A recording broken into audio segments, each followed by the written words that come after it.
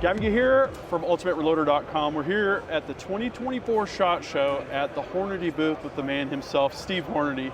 Thanks for taking the time, man. Hey, thank you, Gavin. I appreciate it. Looking forward to it. It's a great time here in Vegas again. It is. Not your favorite, huh? You know, I tell people I'm coming down here and they, oh, you got to go to Vegas? No, I've got to go to Vegas. And there's a big difference in what happens and how you do it. I've been doing this since the very first SHOT Show, which was 79 or 8, I don't even remember now. Right. That's 40 years of this, and I enjoy it. I enjoy meeting our people and customers, but it's hard work. Yeah, it is. It is gruesome. It's a real slog. It's an entire week of just nonstop activity and sensory overload, right? Oh yeah, and just like you can tell here, the noise level is just constant. So, I wanted to talk to you this time because Hornady is celebrating a very important milestone. 75 years.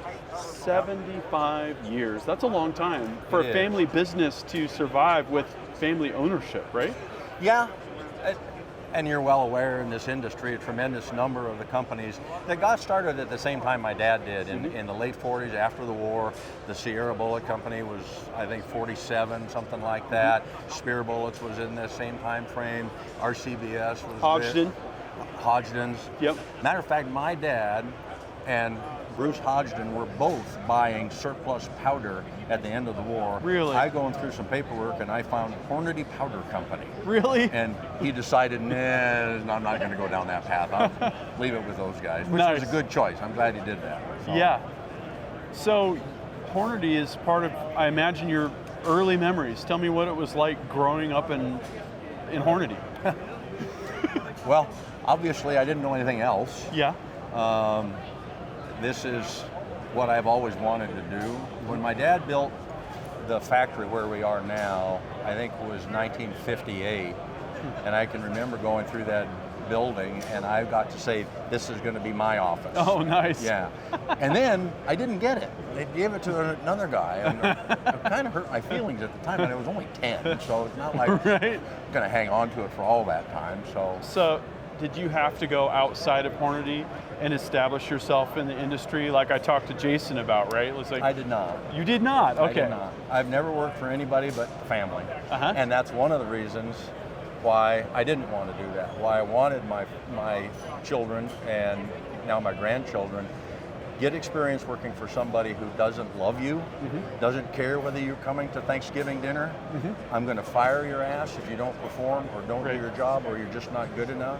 And there's not been a single solitary time when they haven't exceeded anybody's expectations in the places where they've gone to work. And to share the passion, right? Because you got to find someone that's going to carry that torch forward and believe in the mission and run the race, right? You guys are still running the race hard. This is fun. I mean, this isn't fun, but this is fun. This is fun. Would you rather be on your tractor?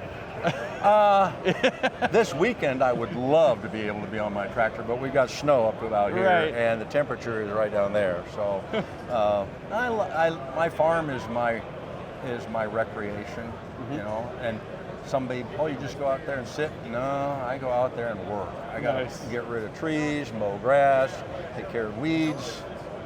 It's a work, it's a job.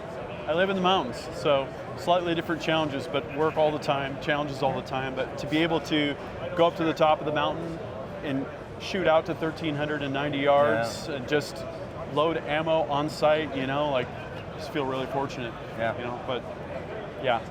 This is what we do every year, right? This is what we do. And this is all I've ever wanted to do. So I'm very blessed that I was able to do this. And I'm very blessed that my father had the vision to start this business. A lot of what we are today, he would have said, there's no way you can do that. He didn't believe we'd ever be able to make cartridge cases. Well, we couldn't be who we are if we didn't make cartridge cases.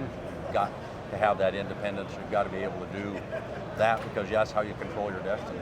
Absolutely, yeah. So, what's do you have a funny memory at Hornady? Is there a time? Funny memory.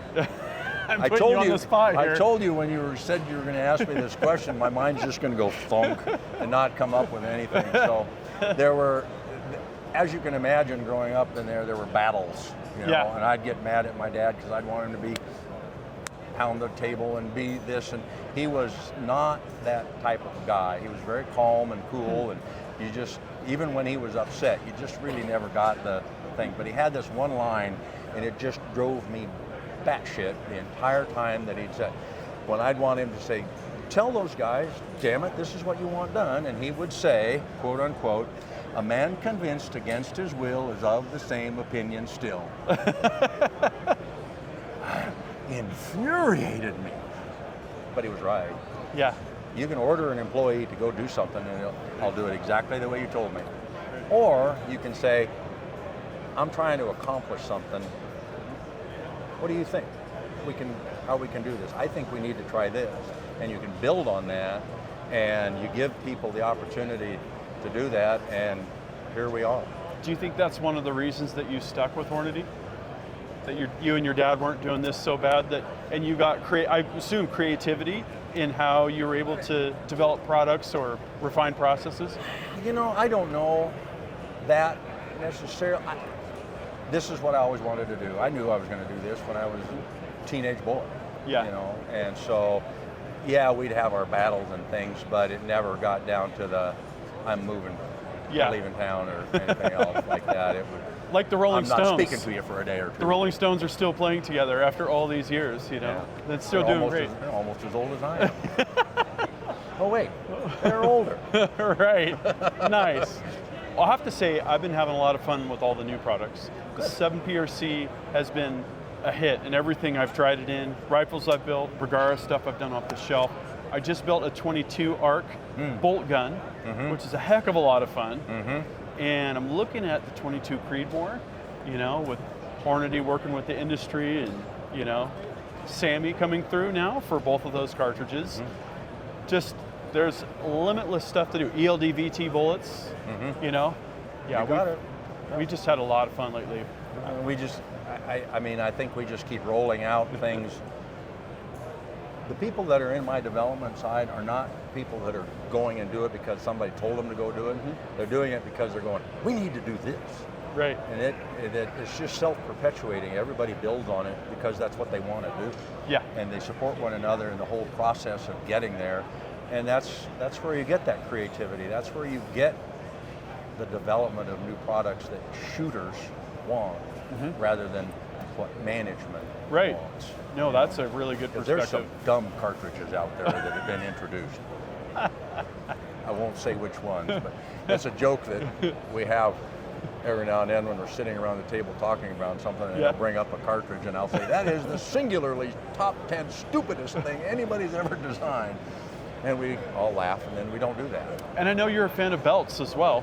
Belted magnums? Oh yeah, sure I am. Stick the belt on there, right? Yeah. You can take a belt and I'll give it. I've hated belts since forever. The first cartridge that I did for myself, and really it was kind of a precursor to where we ended up with the 375 Ruger in that category, was I took the German 8x68. You remember that cartridge? No. Oh. I don't know the 8x68. I'll look it up. It was a machine gun cartridge during Second World War. Okay. DWR was still bringing it into the country and selling it. And it had so a belted Magnum is 535 on the head and 510 in front of the belt. This cartridge is beltless and it's 523. Okay. So it got that extra capacity. I didn't have a way of trying to make a non-belted Magnum. So I got that extra capacity and I turned it into a 338 because I was going to go hunt bear and some other stuff, and I also like 338 caliber. Yeah. I also learned never try to reform the 8x68 into anything shorter, because the way they made that cartridge, the shoulder, the brass thickness in the shoulder is about 25 thousandths thick. Yeah. And I set the shoulder back and nicked it in, and I could not get the expander out of it. I ripped the die apart trying before I found out. Then I had to build a die to ream it. Oh my God. We've had problems like that taking 223 and making it into 300 blackout. If you get weird, case wall thickness. You're moving down into the case wall. Some of them will work, some of them won't. That depends on the head stamp. Yeah. Lessons learned, right? Yeah. Sometimes the hard way. It may not even be a head stamp, it may just be the lot. Right. Yeah. Yeah. It's never ending, right?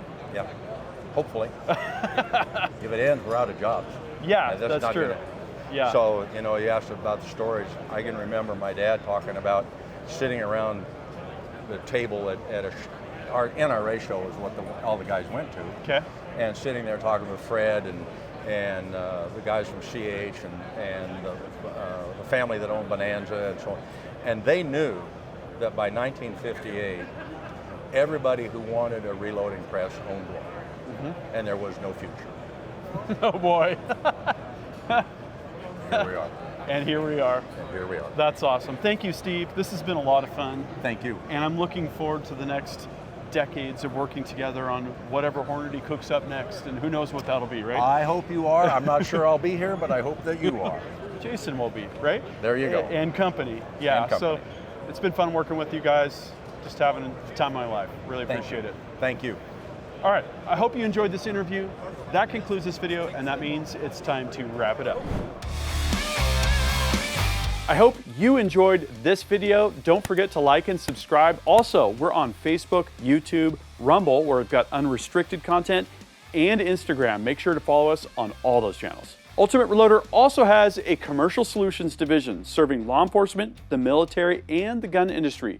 We have some unique capabilities, including a comprehensive suite of recoil testing and evaluation capabilities, trigger profiling, and more.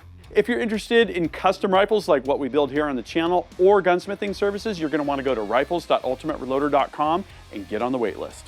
If you want to learn lucrative gunsmithing like what I show here on the channel, including building custom rifles and Cerakote plus a whole bunch more, you're going to want to check out the Colorado School of Trades, schooloftrades.edu. Thanks again for watching.